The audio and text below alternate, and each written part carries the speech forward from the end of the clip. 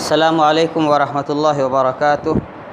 الحمدللہ والصلاة والسلام علی رسول اللہ صلی اللہ علیہ وعلی آلہ وصحبہ ومن تبعہم بإحسان الی یوم الدین۔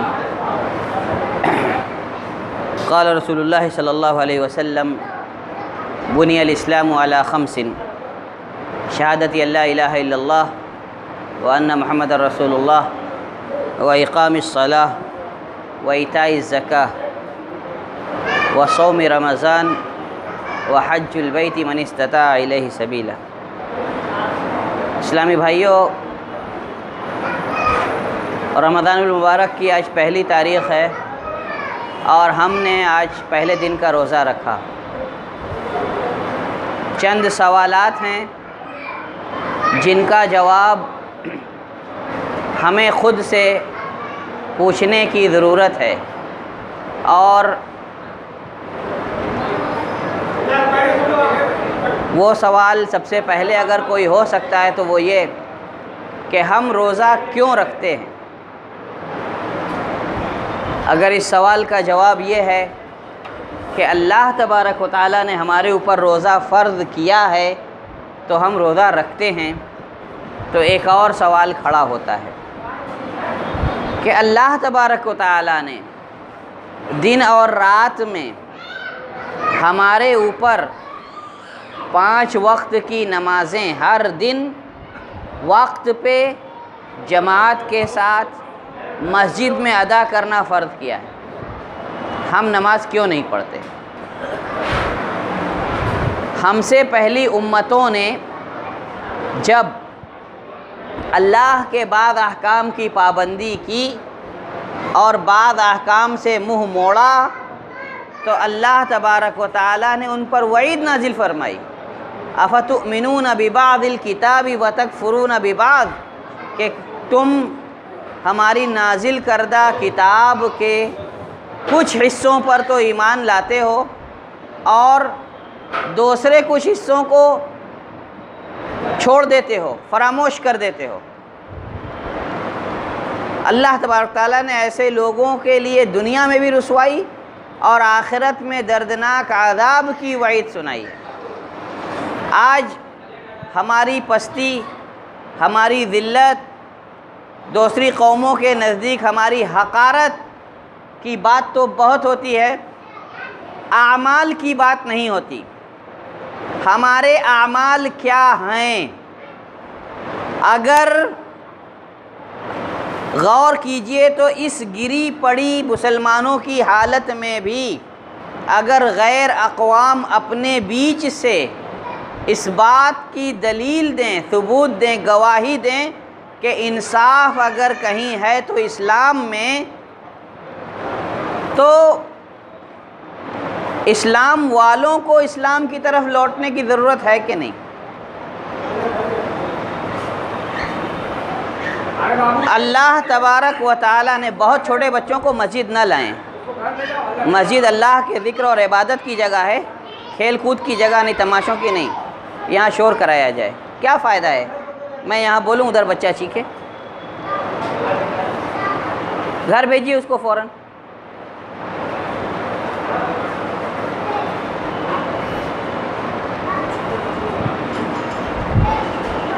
اگر مسلمان اپنے مذہب پر، جو اللہ تبارک و تعالیٰ کا پسندیدہ مذہب ہے، پابندی سے کاربند رہیں تو دنیا کو اسلام کی کوئی علیحدہ دعوت دینے کی ضرورت نہیں پڑے گی۔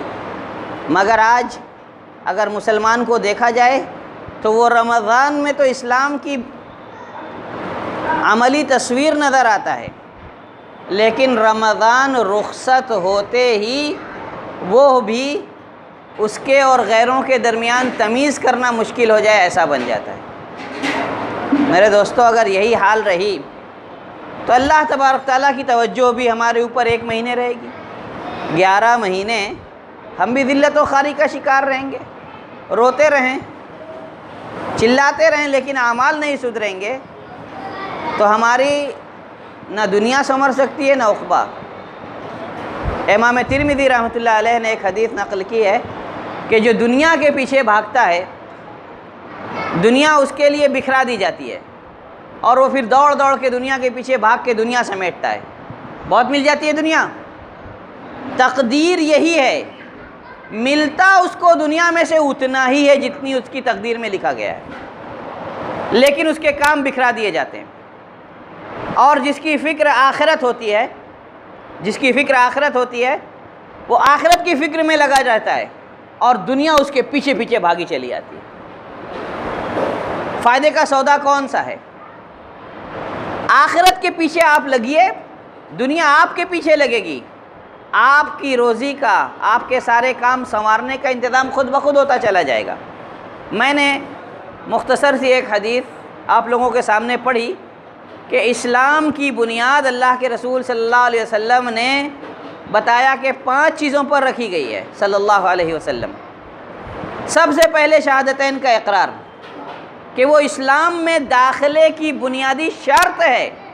اگر اللہ کی وحدانیت، اس کی الوہیت میں کسی اور کا ساجھا اور شریک نہیں، اس کا اس بات کا اعتراف نہ کرے تو آدمی مسلمان نہیں۔ اور اگر رسول اللہ صلی اللہ علیہ وسلم کی رسالت و نبوت پر ایمان نہ لائے تو اس کے بعد پہلا رکن جو بیان ہوا وہ اقام الصلاۃ، نماز کا قائم کرنا۔ مسلمان اگر فرض نمازوں کو ادا نہیں کرتا تو کیا اس کا اس بات پر ایمان نہیں ہے کہ نمازیں بھی اللہ تبارک تعالیٰ نے ہمارے اوپر دن اور رات میں 5 مرتبہ فرض کی ہیں؟ پھر کیوں نہیں آتا وہ مسجد؟ جب وہ رمضان کے چاند کی تصدیق ہو جانے کے بعد یا شعبان کے 30 دن مکمل ہو جانے کے بعد روزہ رکھنے کے لیے بلا کسی چون و چرا کے، بلا کسی حیل حجت کے فوراً تیار ہو جاتا ہے، تو نماز کا وقت ہونے پہ وہ نماز کے لیے تیار کیوں نہیں ہوتا؟ جبکہ جتنی تاکیدیں نماز کے سلسلے میں آئی ہیں اتنی کسی اور رکن کے سلسلے میں نہیں۔ اللہ کے رسول صلی اللہ علیہ وسلم نے فرمایا الصلاۃ عمود الدین، نماز دین کا ستون ہے۔ فمن ترک الصلاۃ، تو جس نے نماز چھوڑ دی، فقد حد الدین، اس نے دین کی عمارت ہی ڈھا دی۔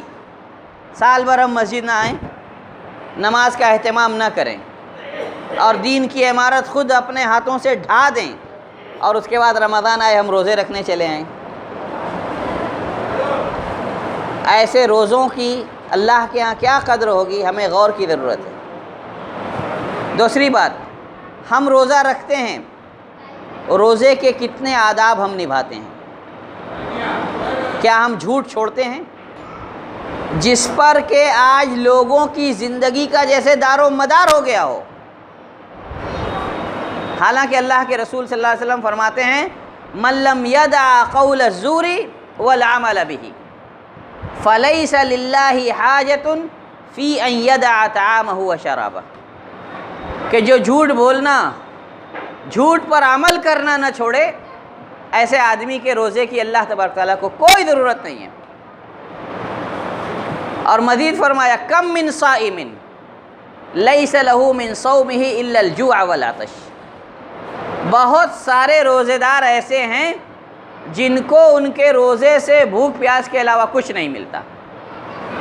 تو کیا ہم یہ چاہتے ہیں کہ ہم بھوکے رہیں، پیاسے رہیں، اور یہی ہمارا مقدر رہے کہ بھوک پیاس برداشت کرو، بس فرضیت کی ڈیوٹی پوری ہو جائے، اس کا کوئی ثواب نہ ملے اس عمل کا؟ کہ حدیث قدسی ہے، ابو ہریرہ رضی اللہ تعالیٰ عنہ راوی ہیں، اللہ کے رسول صلی اللہ علیہ وسلم فرماتے ہیں کل عمل ابن آدم لہو، کہ بنی آدم کا ہر عمل اس کا ہے، اللہ اس کے ہر عمل کا حساب اور بدلہ اس کو دے گا، ہر نیکی کا ثواب اس کو ملے گا۔ قال اللہ تبارک و تعالی، اللہ تبارک و تعالی فرماتا ہے الا الصوم، روزے کو اللہ تبارک و تعالیٰ نے اپنے لیے خاص کر لیا، فہو لی، روزہ بندہ میرے لیے رکھتا ہے، وَأَنَا أَجْزِي بِهِ، اور اس کا بدلہ میں دوں گا۔ کیوں؟ باقی چیزوں کا تو آپ اظہار کر سکتے ہو، شہادتین کا اقرار کرو گے، زبان سے بولو گے، نماز پڑھو گے، ظاہری عمل ہے، لوگ دیکھیں گے، صدقہ کرو گے، دکھلا سکتے ہو لوگوں کو، حج کرنے جاؤ گے، لوگ جانیں گے۔ روزہ اگر آپ لوگوں کو دکھانے کے لیے بھوکے ہونے کی اداکاری بھی کر لو اور بظاہر لوگوں کے سامنے بھوکوں کی جیسی شکل بنا کے چلے آؤ، لیکن در پردہ کھا پی رہے ہو تو کوئی نہیں جان سکتا۔ سب سے خالص عمل یہی ہے، ظاہراً بھی باطناً بھی۔ آپ بھوک پیاس کی شدت برداشت کرتے ہو، اور پھر جس کے لیے روزہ رکھا ہے پورے خلوص کے لیے اس کے لیے کھانا پینا اور اپنی جائز خواہشات چھوڑ دیتے ہو۔ پھر اللہ تبارک تعالیٰ نے اس کو اپنی طرف منسوب کیا، روزہ میرا ہے، بدلہ میں دوں گا۔ اللہ کی شان جب اس نے عمل کو اپنی طرف منسوب کیا ہے تو بدلہ اللہ تبارک تعالیٰ کے شایان شان ہوگا، اس کا ہم تصور نہیں کر سکتے۔ کسی اور عمل کے لیے کوئی جنت کا دروازہ نہیں، لیکن روزے داروں کے لیے جنت کا ایک خاص دروازہ جس کا نام ریان، اور اس سے صرف آپ داخل ہوگے، روزے دار۔ روزے دار داخل ہو چکے، کوئی نہیں بچا، دروازہ بند۔ یہ خصوصیت روزے داروں کی، مگر ہمارا فریضہ یہ ہے کہ اپنے روزوں کی حفاظت کرنا سیکھیں۔ کیسے؟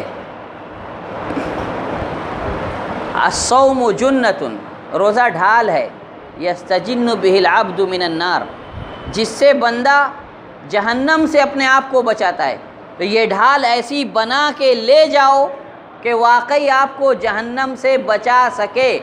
فَإِذَا كَانَ يَوْمُ صَوْمِ أَحَدِكُمْ، جب تم میں سے کسی کے روزے کا دن ہو، فَلَا يَرْفُثْ، زبان سے اول فول بیہودہ بات نہ بکے، وَلَا يَسْخَبْ، لوگوں کے ساتھ گالی گلوچ نہ کرے۔ فَإِنْ صَابَّهُ أَحَدٌ، کوئی آ جائے گالی دینے، ہم نہیں دے رہے ہیں، کوئی آ گیا تو ہم اس سے اپنے کو برتر دکھانے کے لیے ایک کا دو کریں؟ نہیں۔